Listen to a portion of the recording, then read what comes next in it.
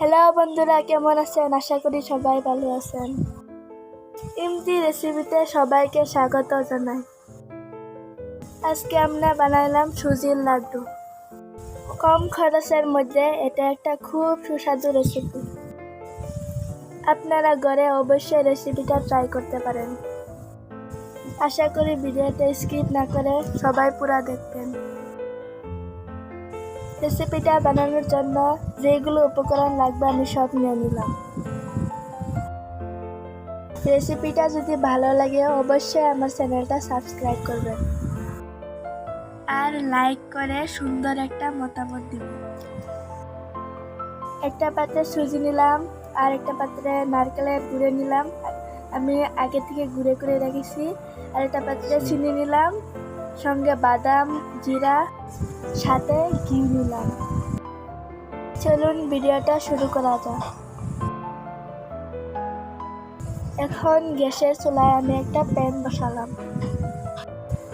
প্যানটা গরম হওয়ার পর আমি ঘি অ্যাড করলাম। আপনারা ঘির পরিবর্তে সয়াবিন তেলও ইউজ করতে পারেন। আমি এখানে ঘির সঙ্গে মাস্টার্ড অয়েল দিলাম। তেলটা গরম হওয়ার পর জিরা অ্যাড করলাম, তারপরে আমি এখানে সুজি অ্যাড করলাম।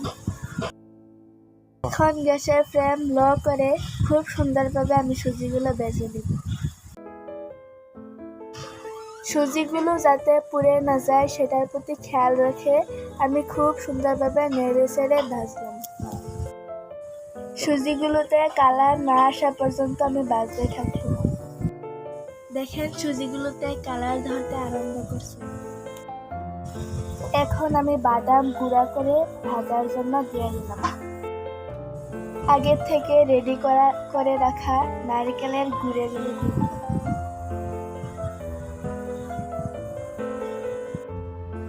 এখন আমি আবার খুব সুন্দরভাবে নেড়ে চেড়ে ভেজে নেব। 5 মিনিট ভাজার পর আমার সুজিগুলো লাড্ডু বানানোর জন্য রেডি হয়ে গেল। আমি এখানে স্বাদ মতো নিমক অ্যাড করলাম। দেখেন সুজিগুলোর খুব সুন্দর একটা কালার আসছে। আমার সুজিগুলো ভাজা কমপ্লিট হয়ে গেছে। এখন আমি সুজিগুলো নামিয়ে নেব। এখন একটা পাত্রে পানি অ্যাড করব।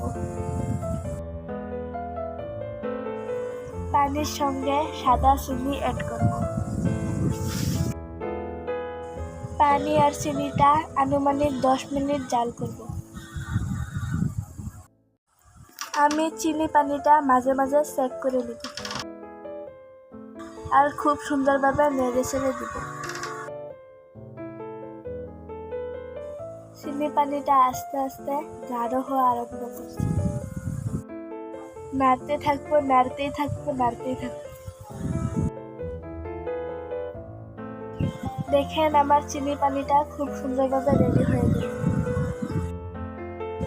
এখন আমি ভাজা সুজিটা অ্যাড করব আর খুব সুন্দরভাবে নেড়ে চেড়ে নিব।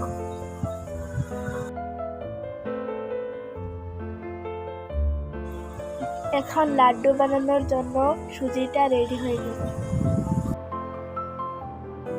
আমি পাত্রটা নামিয়ে নিব আর অল্প ঠান্ডা হওয়ার জন্য ওয়েট করব।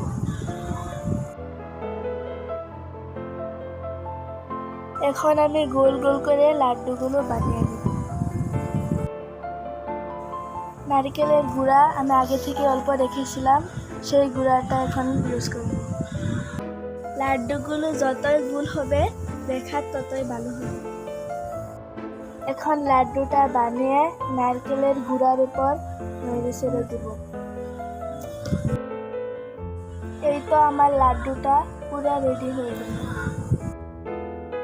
এইভাবে সবগুলো লাড্ডু বানিয়ে নেব।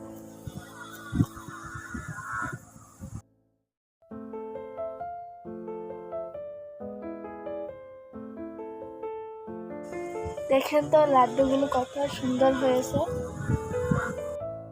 রেসিপিটা আপনারা ঘরে ট্রাই করতে পারেন। খুব সুন্দর একটা রেসিপি।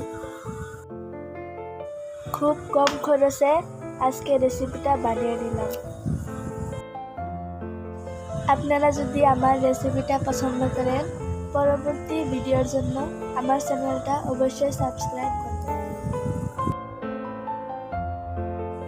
ভিডিও দেখার জন্য সবাইকে ধন্যবাদ জানালাম।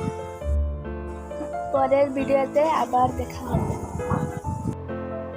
আপনাদের আজকের দিনটা শুভ হোক। Bye bye.